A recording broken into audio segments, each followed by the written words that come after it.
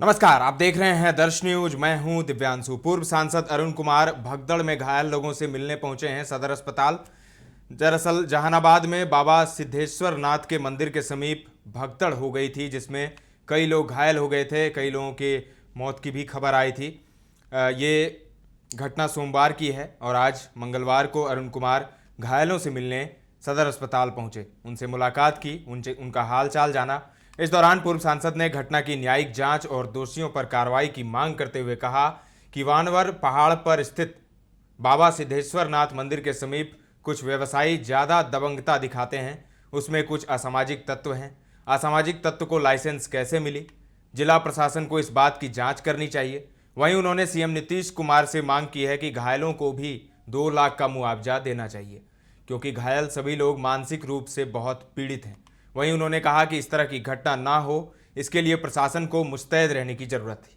उन्होंने कहा कि इस तरह की घटना की पुनरावृत्ति ना हो, इसके लिए वहां बाबा सिद्धेश्वर नाथ मंदिर में जाने वाले श्रद्धालुओं का रजिस्ट्रेशन सिस्टम होना चाहिए। जो रजिस्टर्ड कांवरिया हैं या जो शिव भक्त हैं, उन्हें ही जाने का परमिशन मिलना चाहिए। बड़ी बात कही है अरुण कुमार ने। क्या कुछ कह रहे हैं अरुण कुमार, हम आपको सुनाते हैं, सुनिए। आगे कोई ऐसी घटना ना हो, इसके लिए मुस्तैद होना चाहिए।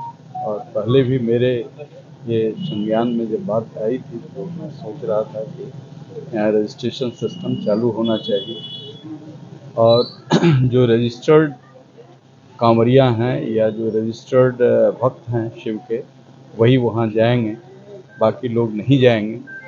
अन्य जहाँ जगहों पर लाखों की भीड़ हो रही है तो इसका प्रबंधन होना चाहिए। लोग इसको हल्के रूप में लिया है, अभी तक कोई घटना नहीं।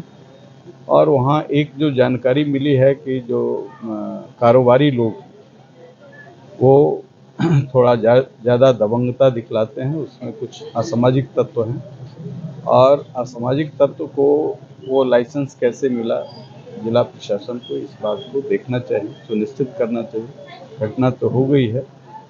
मैं मुख्यमंत्री को धन्यवाद देना चाहूँगा कि उन्होंने पीड़ित परिवार को 4 लाख रुपया देने का घोषणा किया है, लेकिन जो घायल भी हैं कम से कम आधा तो 2 लाख भी घायलों को मिलना चाहिए, क्योंकि ये सब ट्रॉमा में मानसिक रूप से बहुत पीड़ित हैं और इलाज तो उनका हो रहा है, समुचित इलाज हो रहा है, लेकिन वो ट्रॉमा में हैं और पीड़ित परिवार को फिर रिहैबिलिटेट करने के लिए कम से कम 2 लाख रुपया प्रत्येक घायल को मिलना चाहिए। ऐसे तो हमने मांग किया था। भगदड़ के जिम्मेवार के कई पक्ष हैं जो हमको सुनने में आया है, उसमें कारोबारी भी हैं, वहीं से इनिशिएट हुआ है। और दूसरी चीज़ कि जब आपको सुबह से दर्शन होना है तो रात में वहाँ संकुचित जगह में क्यों जमा हो रहे हैं? तो भक्त होने का मतलब ये नहीं है कि बिल्कुल अराजक स्थिति बना दी।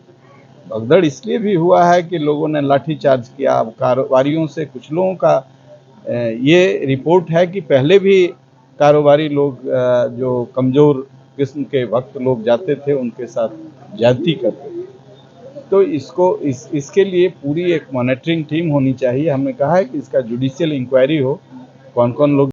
सुना आपने अरुण कुमार को। कई सवाल उन्होंने खड़े किए हैं और कई मांगे उन्होंने की है नीतीश कुमार से। लाखों की भीड़ का प्रबंधन होना चाहिए, रात में पहाड़ पर चढ़ने की इजाज़त नहीं देनी चाहिए। ये सब बातें उन्होंने कही है और जायज़ भी है। जिस तरीके से भगदड़ हुई, कई लोगों ने अपनी जान गंवा दी और कई लोग अभी भी घायल हैं, अस्पताल में इलाज करवा रहे हैं। तो अरुण कुमार आज मिलने पहुंचे और उन्होंने बड़ी बात कह दी है। अब देखना होगा कि अरुण कुमार के बात को माना जाता है या नहीं, कि अरुण कुमार पूर्व में सांसद रह चुके हैं जहानाबाद के। इस बार भी उन्होंने सांसदी का चुनाव लड़ा था, लेकिन हार गए थे आरजेडी के कैंडिडेट से, सुरेंद्र यादव से। लेकिन अरुण कुमार सक्रिय हैं लगातार।